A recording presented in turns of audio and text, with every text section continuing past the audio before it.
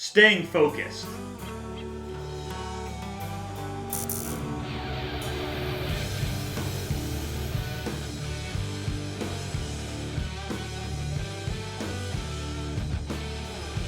Photography After Hours. We are here today with Sprague, Susie, Lisa, and my name is Nick, and we are sponsored by PAC, the Photographers Adventure Club. You can find us at www.photoadvclub.com. Do all kinds of events related to photography and education, so check that out. So we're going to be talking about staying focused today, and not in the sense of focusing your lens, but staying focused on your work and your type of work, or your hobby. It doesn't have to be work as per se of like an actual job with pay, but we want to actually try to figure out, is that helpful in your grand scheme of where you are and where you want to be. So we're going to start off with Sprague. Thank you so much.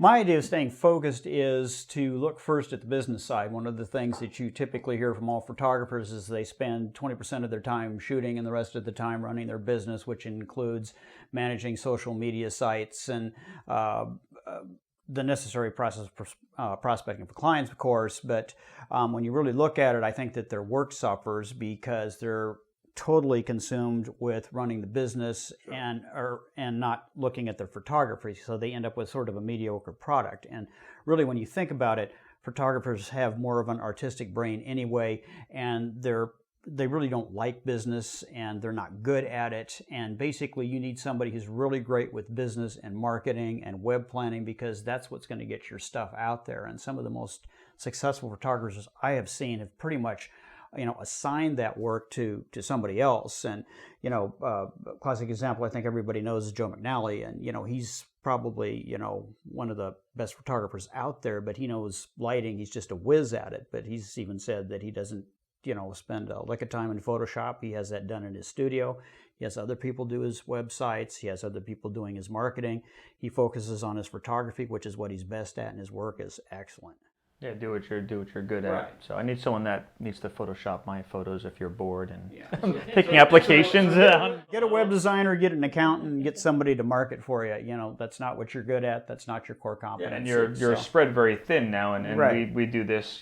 Sometimes everyone does this at some point where you're just spread so thin that you don't get anything done because you do a little here, a little there, a little there, and so forth. So on. That's exactly right. And I think just as much as, investing in your gear is important, investing in the business on that side.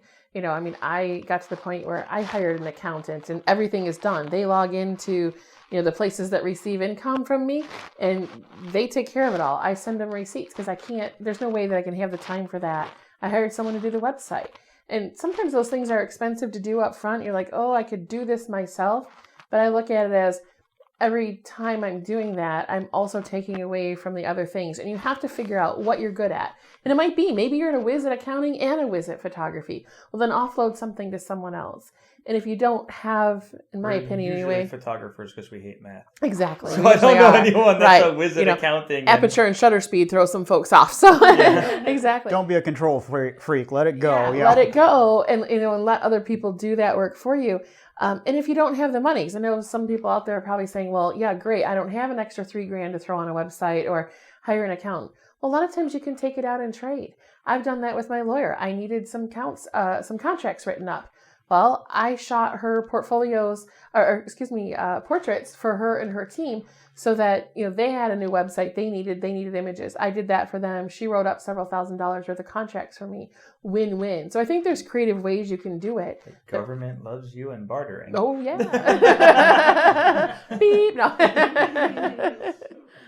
No, definitely. I think that does work, trade off here and there and help where you can, and you both get, there's actually websites out there for that where you put your trade barter kind of stuff up and say, hey, I'm a really great portrait photographer and I need a website built, but I suck at that. So who can do that? And then you just trade off, and it costs nothing to anyone. Yeah. So I think there's a lot to be said about staying focused artistically, and that you tend to want to try to shoot everything when you start out in photography. Actually, one of the things that motivated me to get into photography when I was very young was photographing the moon.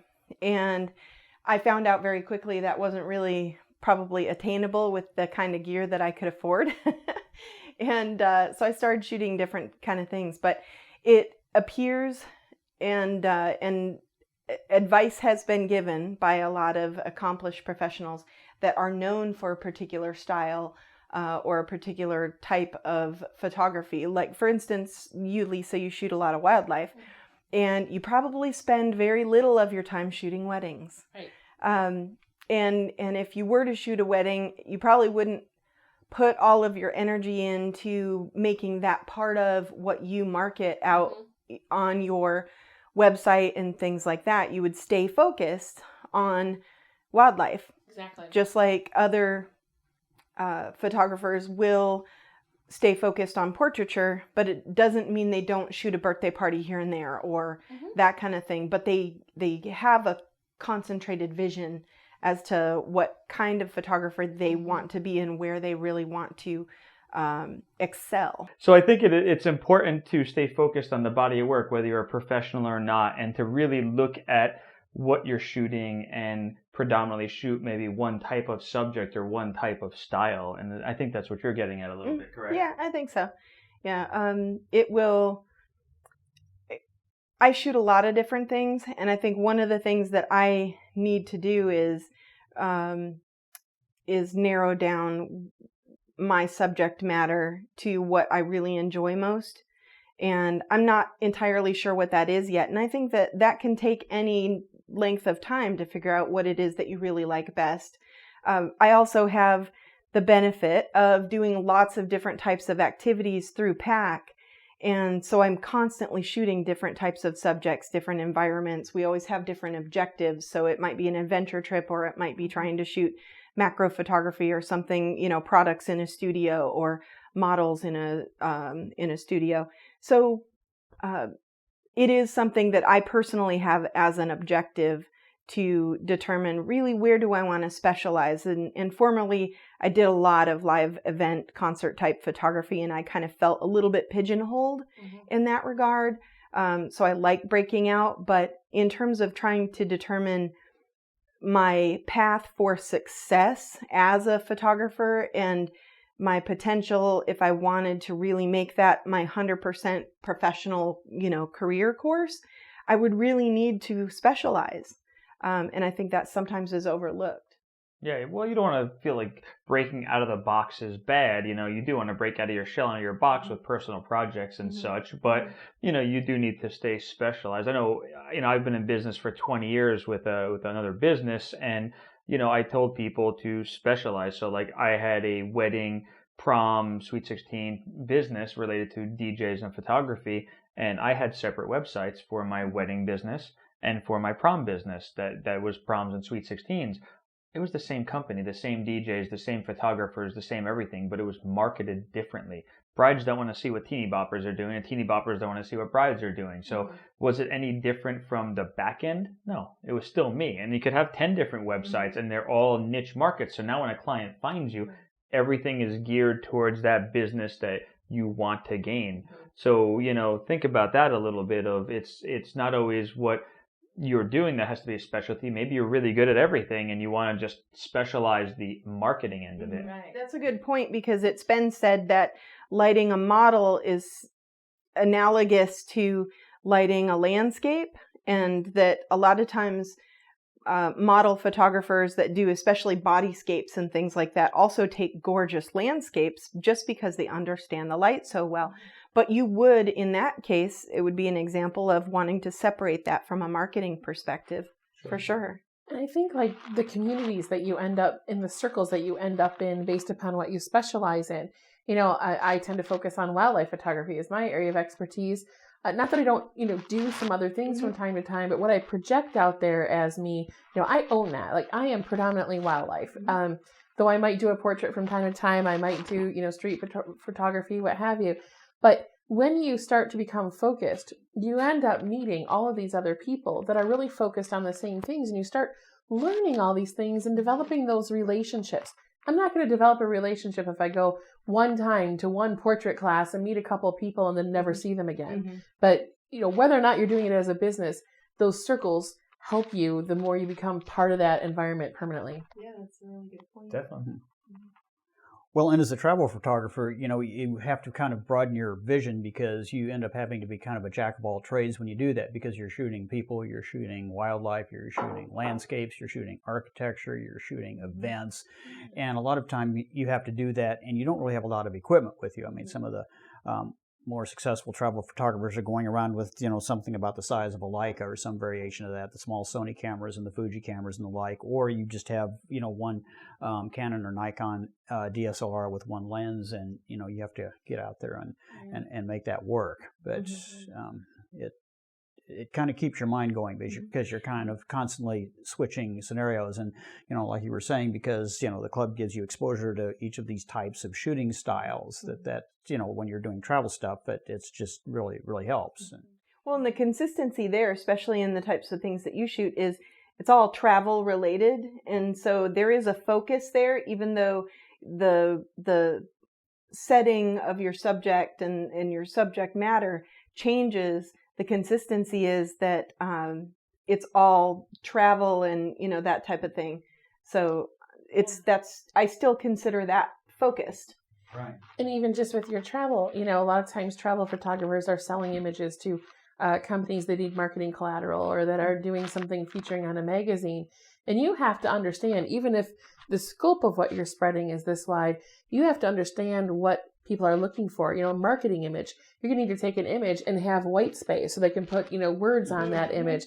If it's travel photography and you're going to be featuring a really interesting location, you have to understand what light is going to lend itself well. Like, there's a lot of still common themes and things you have to understand in that industry, even though the scope of what you're shooting is very broad. Capturing those images that lead up to tell the story rather than just here's the cathedral, but here's the setting it's in, here are the people that come to it, here's and all of that We're that we learning don't all that now with Tiger and doing the magazine. It's like he's like, oh, I want blue skies. It's like, I don't take my camera out of the bag if it's blue skies. And he's like, well, I need blue skies to put words over. I'm like, sorry, I erased all those. I took those when I first moved to Arizona, and now it's like delete. It's clouds. I don't need the blue skies anymore. So photographers and people that do that stuff think differently because there is white space you need to put text. Exactly. Yeah. Well, and a lot of times if you're a travel photographer, you end up having to shoot in the always reviled midday light, but which obviously will create that kind of space. But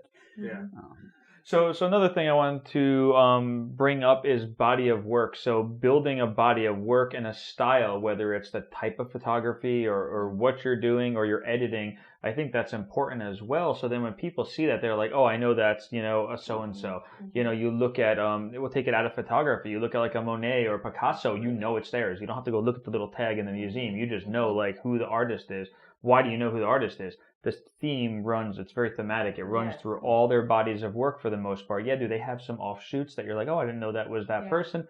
Of course, they found him after they died and they put him up and he's probably mad now and sitting there going, why'd they put that up? I left that hidden behind, a wall. That's the one I cut my ear off over. That's right. But it's a really important thing. I was just teaching a workshop the other night for PAC, and we were talking about building your style, because if you understand what your brand is and you have a few words, even if it's not a full mission statement, but a few words that represent who you are, that helps you focus your photography. It's like a mission statement in a business, right? It helps you focus on what you're doing. And, I asked them to do, other things in the field, like musicians or clothing designers or what have you. I said, what are the things that define certain brands? They said, well, Corvette. Doesn't matter what year it is. You see it go by, you always know it's a Corvette. Levi's jeans, Not they so always much have this the year. little, Well, this year. they're switching up their brand, but Bruce Springsteen, like you always recognize his song, even if you never heard it before.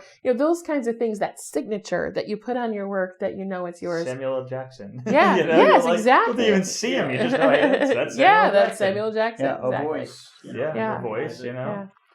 So March of the Penguins too. You always hear his voice and you That's know right. what's his name's voice, right? That's right. You're just like, I know it's him. He's so. Yeah. Anyway, not Samuel L. Jackson. There'd be a lot more cursing. The penguins would be like, beep, beep. So, all right, well, cool. So, as we get unfocused at the end here, so staying focused is important. Potpourri, yes. So, Focus. focus, Danielson, focus. So staying focused is important. Try to stay focused in your body of work. Try to stay focused on your brand. Try to stay focused on photography sometimes and getting rid of the business things. Leave us some other ideas in the comments. We'd love to hear from you guys. I try to respond to all of those. So down there in the comments, leave some comments and tell us what you think of how you stay focused or how you don't stay focused and it doesn't make a difference. And we'd love to hear it. So cheers. Cheers.